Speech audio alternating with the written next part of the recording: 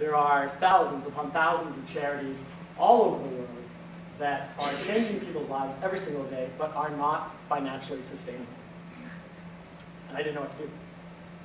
This idea was for a buy one, give one hunger relief program that takes place in restaurants to help people in need. This idea was meal sharing. Why do you care? Well, the why is very simple. Food inequality is a massive problem, not only all around the world, but in Canada itself. And for me, for someone who's been in this industry for the last year and 8 months, it is shocking to me how much of a problem it is. So around Canada, 1 million Canadians every single month access food support programs. It's one in every 30 cents. Around the world, every week, 200,000 people die of hunger. Now these are really hard statistics to hear and think about, but here's one that isn't. 8 million people dine out in Canada every single day. 8 million. So what if we were able to turn these people's dining out into helping them? We have meal share. We'd also be providing a whole other meal to someone in need. So buy one, give one. No extra action you have to take. There's no extra money you have to spend. It's that simple. You're going to buy something anyway, why not give a meal share? So how does it all work? How does it go from you going into a restaurant, ordering a meal share item, and someone benefiting from it, someone in need benefiting? Every time a meal share meal gets sold, that restaurant is contributing financially to our organization so that we can provide a local meal for our local charity partner within that city, or internationally for our international charity partner, Save the Children. Where are we now? Well, like I said, we started it in July 2013. We are operational in just over 150 different restaurant partners across Canada, across 43 different communities, and in 8 major cities. See quite a lot of growth in a short period of time, which is phenomenal. I think we can attribute a lot of that to the idea itself. It is just so simple. Everyone here, I'm sure, wants to give back and do good, but our lives really take up a lot of time. So having ways where you can passively give and make a real impact, I think is really important. That's where business is going to be coming into play a big role in the next 5 years. The thing I'm most proud of, though, is the fact that we've been able to provide 160,000 meals to individuals in need just by getting people like you to eat food, which is a pretty cool concept. One thing I always try to explain to people is the difference between looking for a job and looking for your process. Well, process, when you think about a job, there's tons of different aspects of a job, different processes within that job. And I think if you can look within and look at what you've really, really enjoyed about past experiences and past jobs that you have, and try to pull out the processes that you love, that is going to serve you a lot better than looking for specific job types, because jobs are so broad. There are so many aspects of them. And I truly believe that every single one of you have something, one process at least, that you're absolutely amazing. You are naturally gifted at it. You find that you will never actually become a full master of it. There's always room for improvement and working towards that. Every time you do it, you energize yourself and you're energizing everyone around you. And somehow it is amazingly fascinating to you. And when you do it, you find that the universe kind of moves to make sure that you have opportunities to do it. So my process, underlying process, is inspiring others through public speaking. I'm doing it right now, and I love it. I've got a couple more that I really love doing throughout jobs, and whenever I try and do something every day, I try to think, is this being true to the processes that I love? Now, what do I mean by that? I mean, find examples of people doing and living absolutely amazing lives. I think there's no better time than right now in the history of the world than to create a lifestyle perfectly fitted for you. And I say that because there's so many examples of people doing amazing things. If you look back at the 4-minute mile and the story of the 4-minute mile, scientists thought that no human being could run a mile in under 4 minutes. They thought it was impossible. Then someone did it. Roger Bannister did it. And as soon as one person did it, everyone started breaking the record.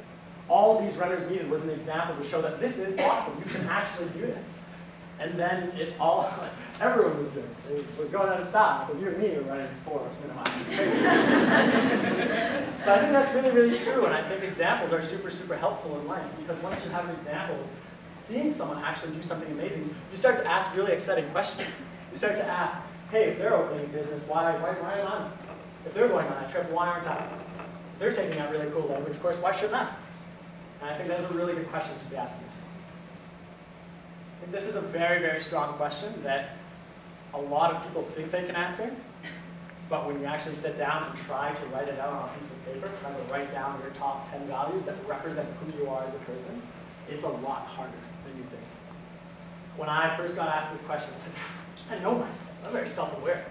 And I tried to do it, and it took a long time. And I could only get 4 or 5 down, and I've changed 3 of those 5. So use it as a criteria. So if you have any problems or you're in any situation, the answer, once you have these values all written out and you know them really well, the 10 values that you want to represent in the best view possible makes decisions a lot easier because you know exactly what you think. Try it. Make yourself stand apart from everyone else around you. You're going to be a very, very successful person no matter what you do. It's the idea of instead of going into a space that is highly competitive, loved by the competitors, you create your own market. You go and create your own sandbox and play in that. There's no other competitors in it.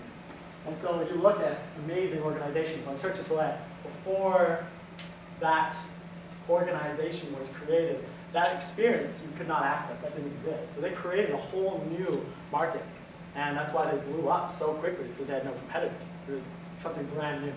If you're going out and creating opportunities for yourself to get lucky, then that's when you do get lucky. Put yourself out there, get out there. The secret about networking is that it's relationship. And that sounds really simple, with me just saying that, but think about that. When you are trying to network, you are creating relationships. So really think about how you treat those people when networking. This is an awesome challenge I'm going to extend to all of you this year. It's called the Transportation Challenge. I did it this whole last year, and I've gotten new friends out of it. I got consulting work out of it. I got a job offer out of it. My apartment is much more of a community now. It's awesome. The first stage is every time you are in an elevator, you have to talk to the people in the elevator. It's very simple. But think about it. Every time you go into an elevator, it's so awkward. Like walking, press a button, like grab your phone, like, oh yeah, I'm totally busy. Terrible. I don't understand why people do it, but it happens every time you're in an elevator. So next time, every time you're in an elevator, from now on, start a conversation. Try to get something of value from that person or give them something of value. I'm a huge, huge believer in only read books that you're loving. There are too many amazing books out there to be reading something that you're not enjoying. So if you're halfway in and you're not enjoying it, put it down. Go read something amazing. The secret about failure is that failure is the secret to success. So when you think about it, when you fail, you don't get what you want. And when you don't get what you want, you gain experience. And if you think about it, experience is that one thing that lets you achieve your goals and makes you successful. Fail fast and pivot. So think about that. When you have a plan, I can guarantee you, every time you make a plan, that first draft is never going to be perfect. There's no such thing as doing it first try and getting it perfect. So the startup community realizes this, so they're trying to fail fast, find out what isn't perfect yet, pivot, fix it, get the feedback, and move. For Neilshare, we've had 3 huge pivots. And it was so, so important that we got outside of the building and started talking to our customers right away. And that's been the big shift within the startup community in these last 10 years, which is instead of just writing a 52-page business plan and thinking about your idea and that it's probably right, those are all your assumptions. You're not getting any of your customers' advice. So getting outside the building, talking to people, would you buy this? So before we even get into Spark, I want to talk about desire. And desire and persistence, because if you don't want your goals bad enough, you won't attain them. So thinking about that before you start writing down any goal is super, super important. Think about and ask yourself, why do I want this? What's the reasons behind it? Maybe even writing down, if I do attain this goal, what will that give me? So that excites you, gives you, builds that desire, builds that flame, makes the pain stronger. And this is how you just write it down. You write SMART, plan, action, review. For SMART, you'd write down a SMART goal. So instead of just saying, I want to eat healthier, I would not call that a goal. I would call that a dream, because it's got no details pulling it down. You have to really dive into it, really attach a lot of meat to it. That's why SMART's there. Write a plan, think of all the details, the whole plan that you need to achieve that goal. And then action. What actions do you need to take in order to make sure that you're achieving your goal? What obstacles are going to be in your way? What knowledge base do you need? Do you need someone's help? And one suggestion I always make to anyone is once you've done the whole SPAR process, take 5 minutes, just 5 minutes, time yourself, and try and push yourself as close to your goal as possible. Just start it for 5 minutes. It's that act of starting it that really, really helps. And then once you've done this, make sure you're hanging out somewhere you can see. Either you've written it out or you've printed it off, just making sure that it's a physical thing. Really, really helps. And besides the actual creation of the goal itself, the review part of goal setting, I think, is the biggest part of goal setting. A lot of people don't have review plans or strategies, and that's where I think a lot of people fail. But going back to that idea that no plan created the first time is ever perfect. So failing, again, is very, very okay. It's a necessity. You really need to get success. It's said that you should be failing between 60 to 70% of your goals. So these are a couple dreams in each of those categories. Wake up earlier, learn to type, stay physically fit.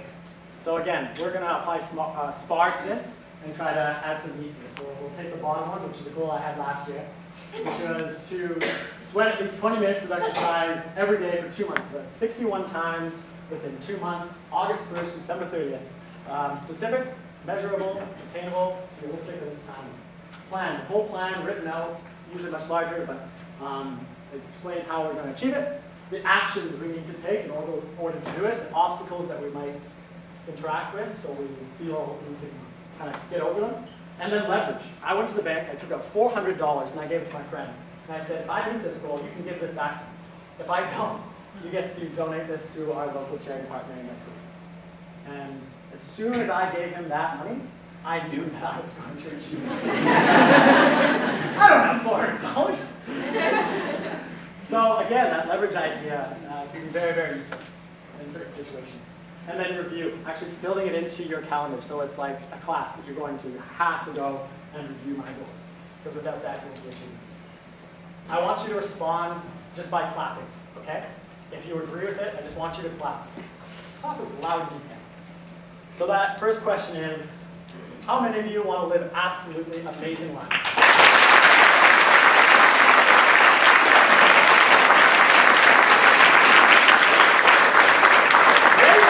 Well done, you passed. So my second question I'm going to pose to you in a second. But let's just say that you are the project manager for the most important project of your whole life. Let's say that that project is you're building the national monument for your country. Kind of a big deal. And you're in charge. You're given all the resources you need to succeed. You have the supplies. You have the funds. You have the technical know-how, you've got the architects, you've got the construction workers, you've got the support system, you've got the education behind you. Everything you need to succeed is there, right behind you. My question is this, and I don't want you to answer, I just want you to think about it. On the first day of this project, the most important project of your life, would you take your crack team out to the construction site and just get them building away?